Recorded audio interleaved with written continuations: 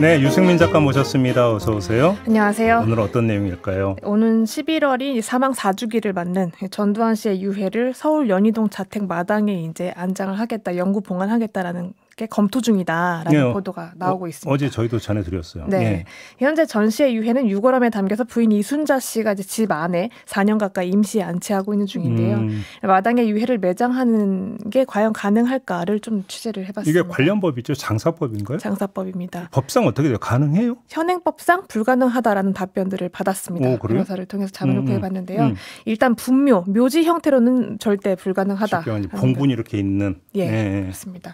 묘지 같은 경우는 몇 가지 기준이 있는데요. 뭐 도로에서 뭐 300m 이상 떨어져야 한다라던가, 뭐 학교나 사람들이 많이 모이는 장소에서도 일정 거리 이상 떨어져야 하고, 특히 마을과도 이제 500m 정도가 떨어져야 하는데, 법령상 마을이라고 하는 거는 20세대 이상이 거주를 하는 곳이기 때문에 사실상 도심 내에서 묘지를 조성하는 건 불가능하다라는 거죠.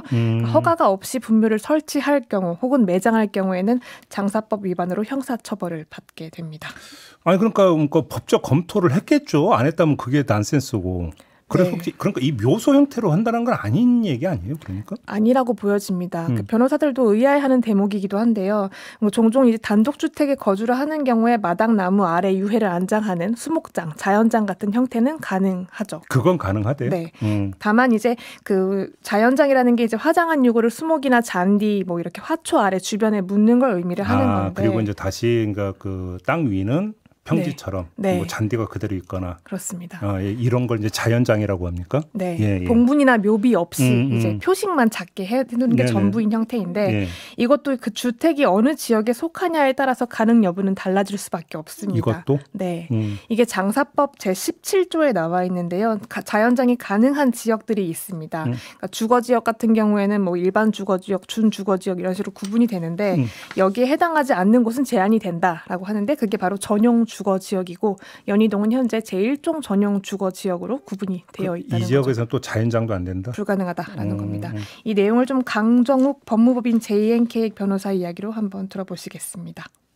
전용 주거지역은 다른 용도가 아무것도 못 들어가고 주거만 들어갈 수 있는 지역이거든요. 그렇다 보니까 주거의 안녕을 해칠 수 있는 뭐 우리나라 이제 약간 뭐라 그래야 되나 정서적인 부분에 있어서 다른 제한도 엄청 아주 엄격하게 걸어놔요. 아예 묘지와 그 유사한 것은 설치를 원칙적으로 아예 불허를 해놓은 거예요. 근데 연희동은 여긴 전용 주거지역입니다. 연희동은 그러면 안 된다는 거죠. 그럼 자연장도 안 된다라는 거고. 네. 근데 하여간 했다고 쳐요. 네. 그럼 집 팔고 이사를 가면. 네. 그러면 그때는 어떻게 돼요? 그때부터 뭐 보통 그러니까 묘지 같은 거에 대한 권리를 주장을 할 때 우리가 흔히 쓰는 단어가 분묘기지권이라는 용어가 있는데요.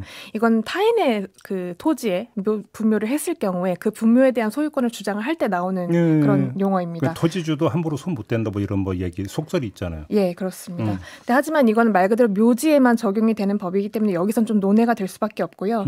자연장 같은 경우에는 애초에 분묘기지권 적용이 안 될 뿐더러 적용되기도 힘든 형태입니다. 그러니까 말 그대로 자연에 돌아가기 위해서 이제 유골함을 매장을 하는 것이기 때문에 천연 소재로 생화학적인 분해가 가능한 소재로만 해야 되고 상당히 깊은 그 깊이에 이제 묻어야 하는 조건이 있는데요. 이 내용도 한번 강정욱 변호사 이야기로 들어보겠습니다. 우리나라 같이 이제 비가 많이 오는 나라에서는 몇 년만 지나면 그 안에 유골은 다 흔적도 없이 다 사라집니다. 이장을 하려고 실제로 자연장지를 했을 때 그 주택을 이제 매도하게 된 케이스에서 뭐 파보면 이제 안에 아무것도 없는 거죠. 묘지와 다릅니다. 묘지처럼 어떤 특정한 권리가 성립하는 게 아닙니다. 그리고 뭐 이장 절차라든가 이런 개념도 원칙적으로는 성립할 수 없습니다. 그렇죠. 네. 그러니까 남은 방법이 이제 봉안 시설을 설치하는 것 정도이다라는 건데요.